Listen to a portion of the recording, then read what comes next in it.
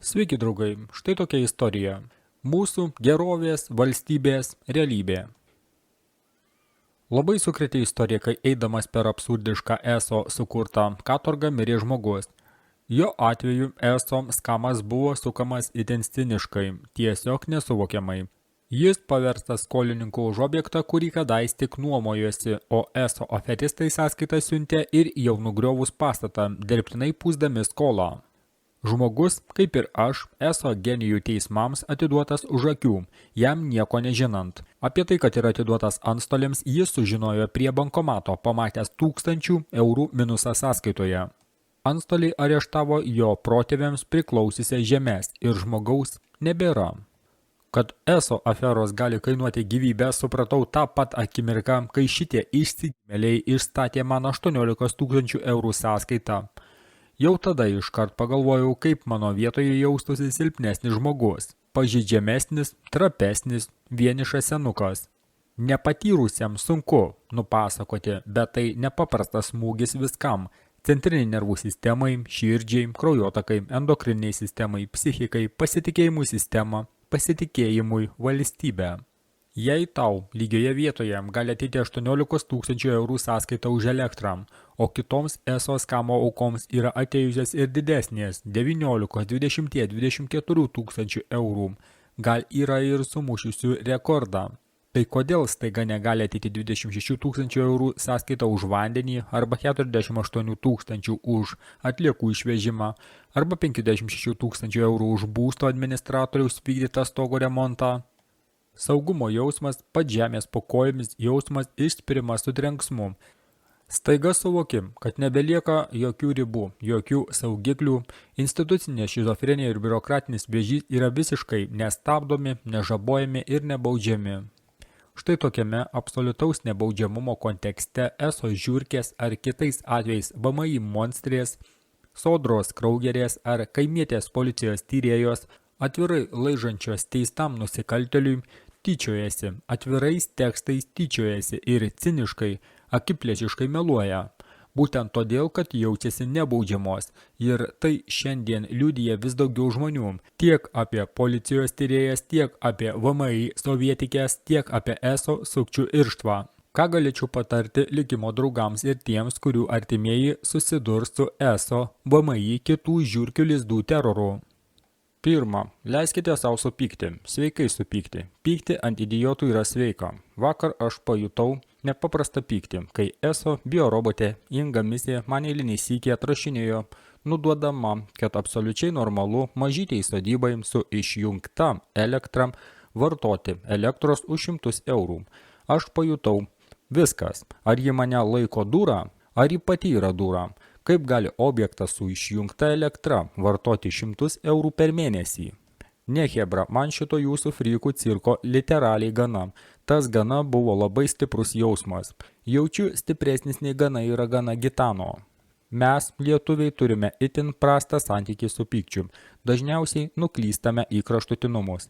Vieni neleidžia savo pykti ir gyvena tokie pusiau jausdami pusgyviai, užsislopinę, leisgyvėmis emocijomis, kurios supresuojamos kūne galiausiai kala per fizinę ir psichinę sveikatą. Kiti gi visiškai panyra į pyktį, juo minta, juo taškosi, sukasi užburtame pykčio rate. Visą savo kūrybą stato ant pykčio, visi jų draugai yra draugai kažko heitinime. Bet yra dar toks sveikas pyktis, nepelnytai pamirštas ir jis yra būtinas, gyvybiškai.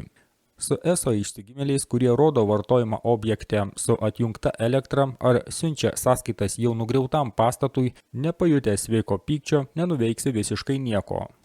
Aš nemėgstu pykti. Pyktis man svetima emocija. Nemėgstu piktintis, mėgstu gerėtis, mėgautis, kurti, bendrauti su draugais, užsimti mėgstamą veiklą. Tačiau aš moku jausti sveiką pyktį. Dangus mano liudininkas. Kaip moku. Ir vakar aš tapau vulkanu. Supratau, kad ESO specialistė Ingai Misei, kaip visiškai dūrai, turėsiu dar kartą aiškinti, kad jo šaunieji kolegos debilai siuntė sąskaitas į tuščią objektą su išjungta elektra. Apsivemsiu nuo naujų ESO melų, išvedžiojimų, atsirašinėjimų, litanijų ir idiotiškos biurokratkalbės. Todėl savo sveiką pyktį sudėjau į tekstą apie šitos Kraugerių kontoros aferas, feikinės sąskaitas, feikinės skolas, teismus už akių, atidavinėjimus antstoliam, grasinimus atimti nekilnojamą turtą. Kas nutiko? Mano tekstas jau viršijo 610 000 peržiūrų. ESO vadovas ėmė verkti dėl epitetų ir įžeidinėjimų.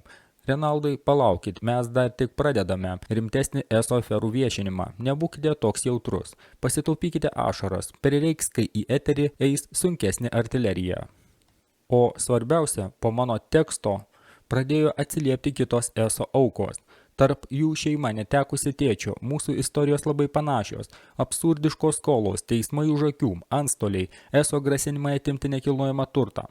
Nepaprastai sukrėtė tai, kas įvyko galiausiai – mirtis. Iš to, kokius duomenis man nutekino ESO atstovaujanti antstolė, spėju, kad su kiekviena diena tokių istorijų bus tik daugiau, nes žmonės supras, kad jie tokie ne vieni ir išdrįs kalbėti. Kai tau lygioje vietoje užkabinamos absurdiškos skolos, pajungiami teismai ir antstoliai, daugelį užvaldo gėda, su tavimi imama elgtis lyg su nusikalteliu, vagimi. Tada natūralu, niekam nenori pasakoti, į kokio psichologinio ir ekonominio smurko ratą patekai. ESO ir panašios padermės lizdai tuo ir naudojasi, kad žmonės tyli. Bet nepasakoti negalima, nes užsidarimas savyje gali reikšti mirtį ir nekalbu apie savižudybę, kalbu apie tokį streso lygį, kurio paprasčiausiai nebeatlaiko organizmas, širdis, kraujotakos sistema, kitos daug subtilesnės žmogaus sistemos. Man atrodo, ESO turi instrumentus nužudyti ir žmogaus sielą. Vienatvės praraja didina tokią riziką, todėl tylėti negalima.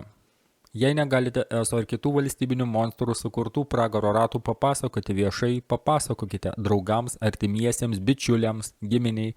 Jei bijote, paskambykite į psichologinės pagalbos liniją, bet niekada nelikite su tuo vieni. O jei jūsų artimuosius užklupo tokia nelaimė kaip ESO, skolos iš oro, kalbėkite su jais, sukurkite jiems erdvę išsikalbėti, įvardinti savo emociją, savo baimės, paniką. Pabūkite šalia, apginkite silpnesnį pažeidžiamiausią, tamsiausią jo valandą. Kai skameriai atsiuntė man 18 000 eurų sąskaitą, nors tuo metu buvau viena sodyboje, mane nuolat tikrino draugai, rašė, skambino, atvažiuodavo. Manau, kai kurie jų gana įsisąmonintai tikrino, ar neketinu žudytis. Tikrai neturėjau tokių minčių, aš vadovaujuosi nuostata, tai tik pinigai. Bet labai gerai suprantu, kad pažeidžiamiausiam žmogui tokių minčių gali kilti. Ir dėl sumų, ir dėl situacijos absurdiškumo, ir dėl neteisybės jausmo, ir dėl netikėtumo. Tačiau niekada nepasiduokite tamsioms mintims ir niekada nelikite su sunkumais vieni. Net jei neturite vilties laimėti prieš begalę žmonių kraują siurbiančias institucijas, leiskite savo pajusti sveiką pyktį. Kaukite su monstrais ir išmokite tuo mėgautis. Savo vakarykštį tekstą aš rašau su begaliniu pasimėgavimu, kaifuodama nuo kiekvieno žodžio. Tai yra pagrindinė priežastis, kodėl tekstas pasiekė tiek daug žmonių.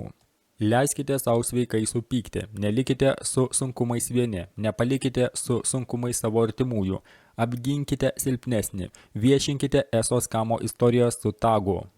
Ir vieną dieną maloniai nustebsite, nes patys savo netikėtai pajusite institucinių monstrų medžioklės kaifą.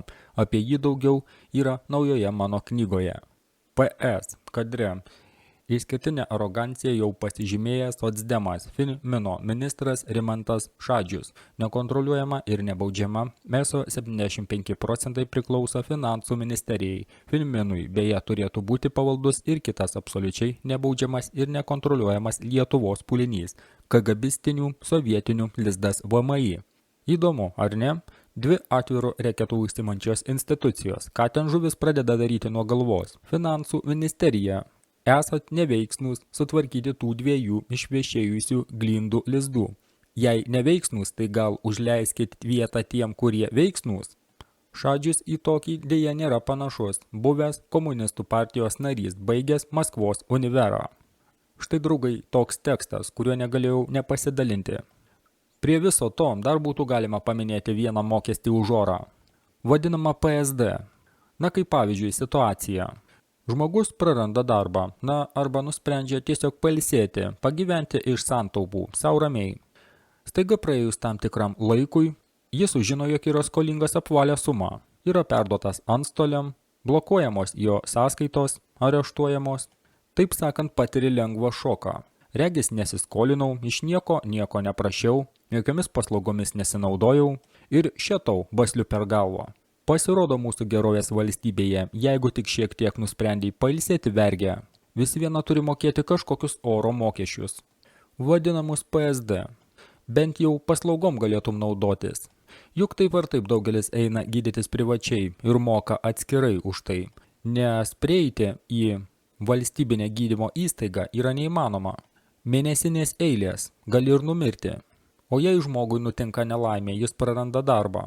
Ir tiesiog žmogus nenori naudotis tokių kaip užimtumo tarnyba paslaugomis. Dar prie visos tos nelaimės galiausiai prisideda reketininkai antstoliai. Tai yra griniausias reketas, ne kitaip. Žmogus yra verčiamas mokėti už tai, kuo nesinaudoja ir negali naudotis. Jei žmogus praranda darbą, jis automatiškai praranda ir uždarbį. Kaip iš tokio žmogaus dar gali kažko reikalaut? Kas tai po velnių per reketas? Juk visko būna įvairių situacijų. Tokia parazitinė sistema tiesiog varo į neviltį. Beje, draugai, tokių žmonių žinau begalę, kuriem tiesiog suluošintas gyvenimas. Jie negali turėti nei sąskaitų, nei turto. Tiesiog sukasi kaip sugeba. Ir niekam tai neįdomu. Žinau tikrai žmonių, kurie sugalvoja pailsėti, buvo neapsakomam šoke, kai sužinojo, kad yra skolingi. Žmonės tikrai nežinojo apie tokius absurdiškus mokesčius. Bet nieko. Gerovės valstybė. Valio.